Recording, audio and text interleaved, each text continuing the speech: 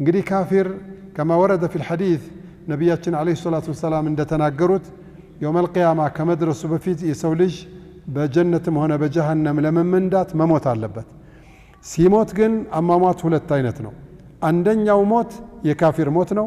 ሁለተኛው ሞት ደግሞ የሙእሚኖች ሞት ነው። አላህ ከነሱ አላህ ያድርገን። ካፊር በሚሞትበት ጊዜ መላእክቶቹ ይመጣሉ። ሱዱል ውጁህ ይላቸዋል። ፊታቸው እጅግ የጠቆረ ነው። በጣም ነው የሚያስፈራሩት። እጅግ በጣም ነው የሚያስደነግጡት። የሚሞተው ሰውዬ እሱ ብቻውን ያያቸዋል። አጠገቡ ያለው ሰው ማንም ሰው አይመለከታቸውም። ማንም ሰው አያያቸውም። አየቱሃ ነፍሱል ኸቢሰቱ ፊል ጀሰዲል ኸቢስ አንቺ ቆሻሻ ነፍስ ቆሻሻ ሰውነት ውስጥ የተቀመጥሽ እኽሩጂ ካለሽበት ውጪ ኢላ ረቢን ገድባን ወደ ተቆጣብሽ ወደ አላህ ወደ ጌታሽ ወደ ተቆጣብሽ ወደ ጀሃነም ወደ መዋረጃሽ ነይ ተሎ ይሏታል። ልክ መላእክቱን ስታይ ይህንንም ድምጽ ስትሰማ ፈተተፈረቁ በመላ የሰውነት ክፍል በአዲስ መልክ ለማምለጥ ትበታተናለች ተብሏል። በአዲስ መልኩ ትሰራጫለች። አሁን ታዛለች እንቢ ማለት ስለማትችል መላእክቱ ይወጣና ሙሉ ሰውነቱን ጨምቆ በኃይለኛ ምንጨቃ ያወጣታል። ልክ ሲያወጣት ሩሑ የወጣበትን አካባቢ ነው የምትከተለው። አይን የሚከተለው እሱ ነው ብለዋል።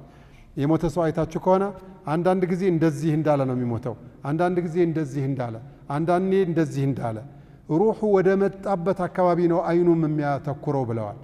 ያን ጊዜ ሰውነት በጣም ነው የሚያመው። በመላእክታ መንጨቃ ተመንጭቆ የወጣ እንኳን ሩህ ማናውቀው ሲሩ ሚን አስራሪላህ የሆነ ነገር አይደለም። ስርህን እንኳን መንጭቆ ቢያወጡት፣ ጥፍርህን እንኳን መንጭቆ ቢያወጡት ምን ያህል ሊያም እንደሚችል ከወዲሁ መገመት አይችልም። ይህንኑ ስራ ለመስራት የተመደቡ የአላህ መላእክቶች አሉት። በጭካኔ እንዲወስኑ እንዲፈጽሙ ሲታዘዙ ላ ያዕሱነ አላህ ማ አመረሁም ወየፍዓሉነ ማ ዩእመሩን የታዘዙትን ብቻ ነው የሚሰሩት። አላህም በፍጹም አይነቅፉም። ለአላህ እሕትራም አላቸው። የተውሂድ ክብር አላቸው።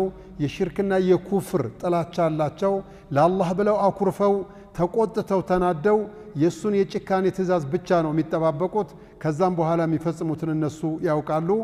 ሩሂቱን ለማውጣት እየደበደቡ በበርካታ አያቶችም አላህ እንደተናገረው እየደበደቡ ከኋላው በብረት እየደበደቡ ነው ውጪ ብለው ሩሂቱን አስገድደው የሚያወጧት። በተቃራኒው ደግሞ ሙእሚን በሚሞትበት ጊዜ ሙእሚኖቹ ሰው በሙሉ ተጨንቆ ቁጭ ብሎ ከቦ የታመመውን ሰው እያለ መላእክቱ ይመጣል። ልክ ገና ሲያየው በጣም መልከ መልካም እጅግ የሚያስደስት ይሆናል። ከዛ በጣም ደስ ብሎት በሽታውን እንደው ዘንግቶ አተኩሮ እያየው እያለ ድምጽ ያሰማዋል። ያ አየቱሃ ነፍሱል ሙጥመኢነህ እርጅዒ ኢላ ረቢኪ ራዲየተን መርዲየህ ፈድኹሊ ፊ ዒባዲ ወድኹሊ ጀነቲ። ይህንን ድምፅ ምናምን ሲያሰማት ሩሒቱ የመጨረሻ ደስታ ይሰማትና እሊጥ ውስጥ የገባ መርፌ ወይም ደግሞ ጆንያ ውስጥ ያለ የሚንጠበጠብ ውሃ ጆንያውን ወይም አቅማዳውን ይለጥጠዋል? አይለጥጠውም። ዝም ብሎ ሳይታወቅ ፍስስት እንደሚል እንደው ቀስ ብላ ሩሒቱ ውጤት ትላለች። ያቺ ሩህ ቀስ ብላ እንድትወጣ የሚያደርጉት ይህንኑ ስራ ለመስራት የተመደቡ መላእክቶች ናቸው። ኢዝ የተወፋኩም መለኩል መውት ለዚ ውኪለ ቢኩም እናንተን ለመግደል በእኛ በኩል የተወከለው መላእክታችን በሚገላችሁ ጊዜ ሲል የካፊሩን በዚህ መልኩ የሙእሚኑን በዚህ መልኩ ያረግና የካፊሩን መንጭቆ የሙእሚኑን ደግሞ ቀስ አድርጎ ያወጣል። እነዚህ መላእክቶች ያሉበት ሰው ተውሂድ ላይ፣ ኢማን ላይ፣ ዲን ላይ፣ ቁርአን ላይ፣ ሐዲስ ላይ፣ ሐቅ ላይ ወደ ግራም ወደ ቀኝም ሊል አይገባም። ለምን? በኢማንና በተውሂድ ከሞተ አሟሟቱም ወናሽጧቲ ነሽጧ ነው የመጀመሪያው መስተንግዶ። ያኛው በዚህ ተቃራኒ ከሆነ ደግሞ ወናዚዓቲ ገርቃ ነው የሚሆነው። ይህንን ስራ የሚሰሩት መላእክቶች ናቸው። መላእክቶቹ የአላህ ስብሓነሁ ወተዓላ ባሪያዎችና ታዛዦቹ ናቸው። ወሳቢሓቲ ሰብሓን በህዋው ላይ እጅግ የሚዋኙ ናቸው።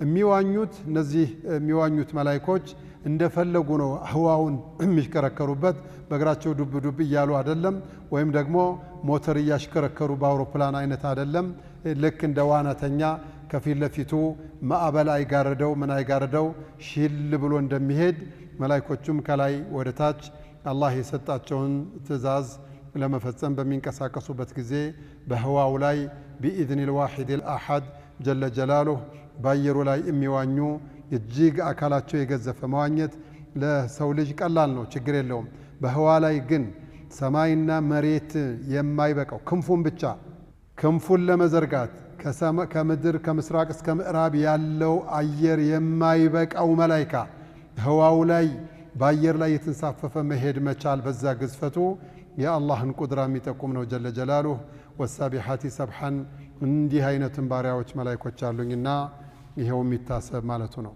ፈሳቢቃቲ ሰብቀን ማለት ይብላኝ ለሰው ልጅ ለጅን እንጂ ሳዘው አይታዘዝ 5 ወቅት ሶላት ስገዱ አላህ ከሰጣችሁ ሰደቃ ስጡ ዘካ አውጡ ሐጃችሁንም አድርጉ ለሰው ኸይር አስቡ ሞት አለብን በሉ ተውሂዱን ኢማኑን ያዙ ኩፍሩን ሽርኩን ተው ሱናውን ያዙ ቢድዓውን ተው መንገዱ ይሄ ነው መንገዳችሁን ተከተሉ መስማት አይፈልግም ሰው ይብላኝ ለናንተ እንጂ ለኔ መላእክቶች አሉኝ ፈሳቢቃቲ ሰብቀን ማዛቸውን ትእዛዝ እንኳን ሊያመነቱ አይደለም በኃይለኛ ሽቅድምድሞች የፈለኩትን በመፈልገው መልኩ አድርገው የሚፈጽሙ አሉ فالمدبرات امر የخلቁን ነገራት ትእዛዞችን በሙሉ ወደ ተግባር እንዲቀየር የሚያስተባብሩ ዝናብ ይጣል ካልኩኝ ዝናቡን ከዳመናው ጋር እርስ በርሳቸው ተቀናጅተው አንዱ ዳመናውን የሚነዳለ አንዱ ዳመናውን የሚሸከማለ አንዱ ደግሞ ውሃ የሚያዘንባለ አንዱ የዝናብ መላእክት አለ አንዱ የእጽዋት መላእክት አለ አንዱ ደግሞ